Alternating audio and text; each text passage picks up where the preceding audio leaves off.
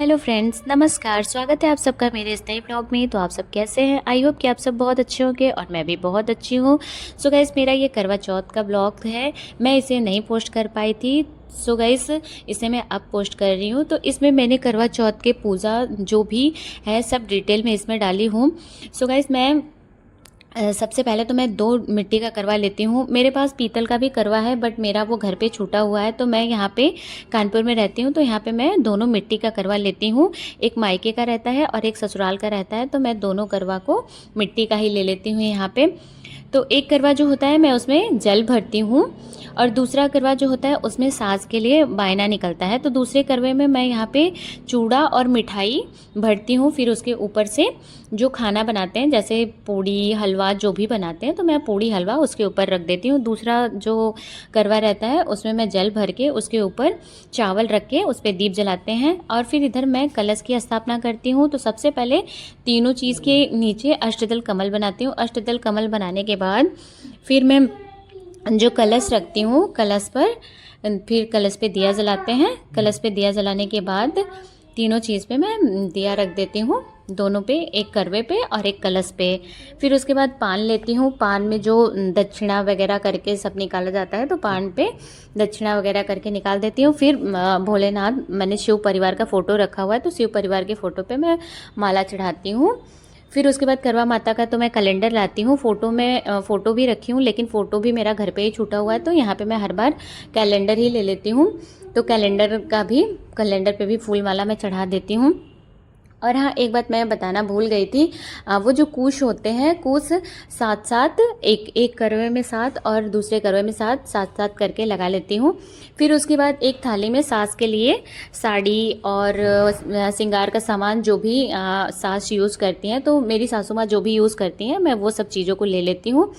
उसमें एक साड़ी और सारे मेकअप का श्रृंगार करके, और जो उसमें थोड़े दक्षिणा भी रखते हैं, जो हम सास के लिए निकालते हैं साड़ी, उस पर थोड़ी दक्षिणा भी रखते हैं, तो उस पर थोड़े दक्षिणा करके एक थाली में करके रख देते हैं। फिर उसके बाद जो हम लोग खाना बनाते हैं करवा चौथ वाले दिन पे, तो मैं खाने में बनाती हूँ फारा बनाती हूँ, और पूड़ी बनाती हूँ, हलवा बनाती हूँ, खीर बनाती हूँ, चने की सब्ज़ी बनाती हूँ। जो मैं सब्ज़ी बनाती हूँ वो बिना लहसुन प्याज का बनाती हूँ।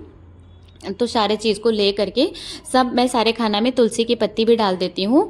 जैसे तुलसी का पत्ती डालना अच्छा रहता है, जो भी हमें भोग लगाना होता है तो उसमें हम तुलसी की पत्ती सब डाल देते हैं।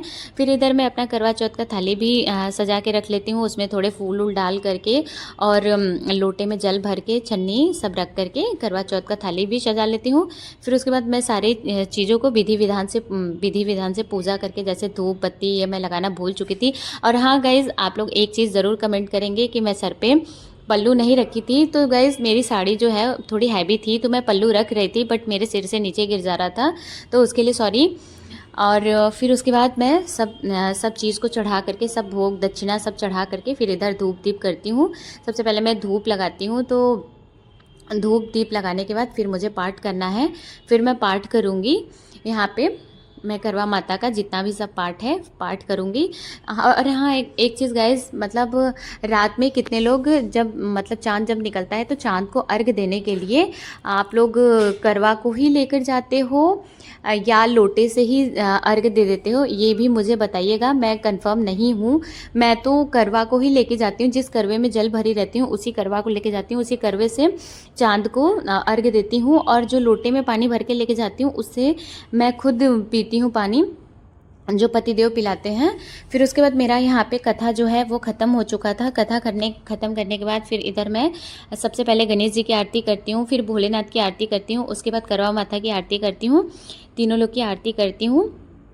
आरती करने के बाद जब मेरा सारा पूजा अच्छे से मैं आरती कर लेती हूँ, जब मेरी सारी पूजा ख़त्म हो जाती है, उसके बाद हम लोग क्या करते हैं, जब हम लोग पूजा कर लेते हैं तो कुछ टाइम हम लोग को चाँद का वेट करना पड़ता है। तो यहाँ पे आरती करने के बाद मैं यहाँ पे चाँद का वेट कर रही थी बैठ करके। सो गाइस, मैं ऐसे करती हूँ करवा चौथ का पूजा। और आप सब किस तरीके से करते हैं प्लीज़ कमेंट पे मुझे बताएं। अगर मैंने कोई गलती भी करी हो इस पूजा में, तो आप लोग मुझे बताएं कि मैंने क्या गलती करी है, और ताकि मैं आगे से अपनी गलती को सुधार सकूँ। सो गाइस, आप लोग कमेंट करके ज़रूर बताएं कि मैंने इस पूजा में क्या कमी करी है। अगर आप लोग मुझे कमेंट करके बताएंगे तो मुझे ज़्यादा अच्छा लगेगा और मुझे नॉलेज भी होगी कि मैंने इस पूजा में क्या कमी करी है, और मैं अगले साल से ज़रूर इस पर सुधार करने की कोशिश करूँगी। सो गाइस, आप लोग को मेरा ये ब्लॉग कैसा लगा आप लोग कमेंट में ज़रूर बताएं, और मैंने इस पूजा में क्या क्या कमी करी है ये भी बताएं। अगर आप लोग मुझे बताएंगे तो मुझे बहुत ही अच्छा लगेगा। तो आप लोग को मेरा ये ब्लॉग अगर पसंद आया हो, मेरी ये वीडियो पसंद आई हो, तो आप मेरे चैनल को सब्सक्राइब करना और मेरे वीडियो को लाइक करना बिल्कुल भी ना भूलें। आप सबका बहुत बहुत धन्यवाद। आप लोग स्वस्थ रहो, मस्त रहो और मुझे ऐसे ही सपोर्ट करते रहो। गाइस, आप ही लोग के सपोर्ट की वजह से मैं यहाँ तक पहुँची हूँ, और मैं भगवान से यही प्रार्थना करूँगी कि आप लोग का सपोर्ट आगे भी मेरे साथ ऐसे ही बना रहे। थैंक यू आप सबको।